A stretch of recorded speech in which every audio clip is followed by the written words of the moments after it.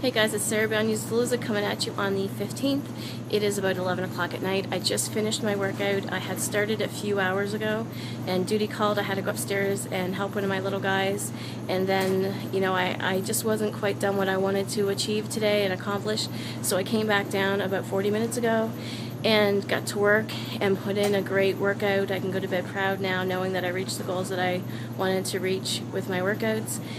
And I thought, what a great opportunity to make a video, because this is the real world. This is how a daily journey for life looks. It's not always going to be perfect. Some days we're not going to hit the goals that we want to hit, and then other days we're really going to push and try to hit those. And then at the end of the day, I guess what I wanted to share tonight is that it's always going to come down to choice, what we choose to do.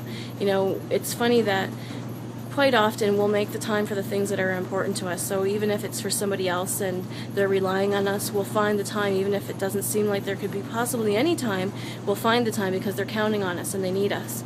And I guess my note tonight is that I want to share with everybody that you need you. If you have a goal that you want to reach, no matter what it is in life, it doesn't have to be physical activity or your eating or those kinds of things. Any goal in life, you're going to have to put the time into you and make the time if you want to reach the level that you want to reach. And it's always going to come down to choice. The thing is that we can either spend the time wishing that we had, or spend the time and energy putting it into making it happen, doing those things that we wish we were doing.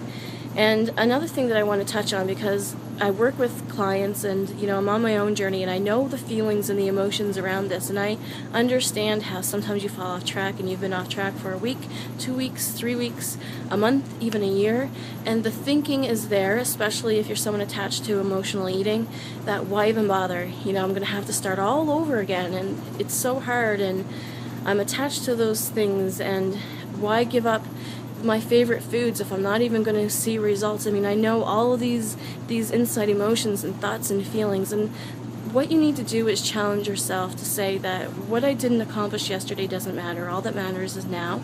It doesn't matter if I fell down 101 times, because I'm getting back up and I'm never giving up and I'm going to fight. And to really look and see what you're doing that's not working. If you're going to keep trying and trying and follow the same path, you might keep falling. So how about trying a new way? Maybe you're taking on too much.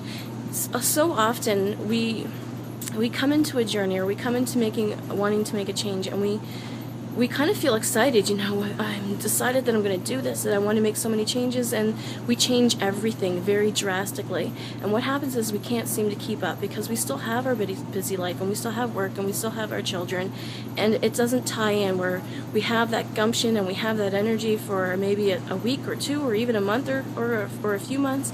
But at some point it catches up with us, and it's kind of like we just change too much at the one time. So I really encourage people to slow and steady. Slow and steady definitely wins the race. I'm still on my journey. I still have journey to go, but at least I'm not back at the starting point where I was in 2010. I'm very proud of that. Why am I proud of that? Because up until 2010, I never kept at anything.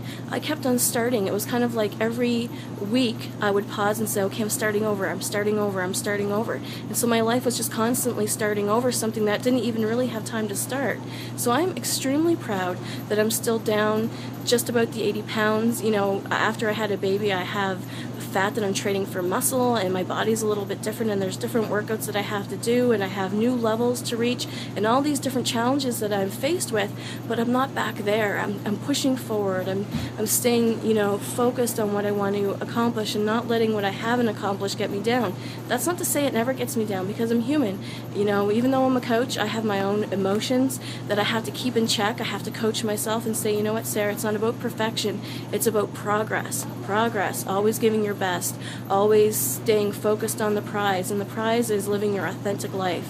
At the end of the day, you might not be able to look at the scale and see that you're down 5 pounds, or see that your pants are looser, but you can go to bed proud. You can go to bed loving yourself. You can go to bed saying, I did what I needed to do to feel proud about me today, and that I know that what I'm doing is going to help me. I always want to really emphasize that looking after yourself is never going to be wrong.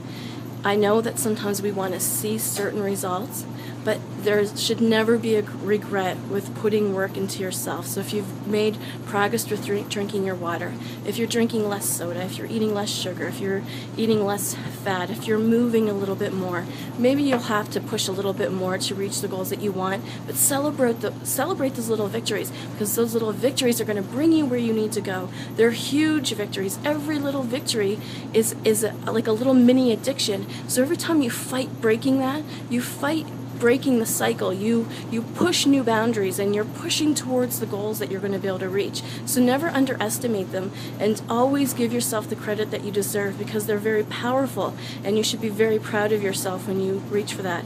So if I had any message or a challenge for everybody going into the week that we're about to start, it's that find one thing that you can change, or maybe find two things that you can change.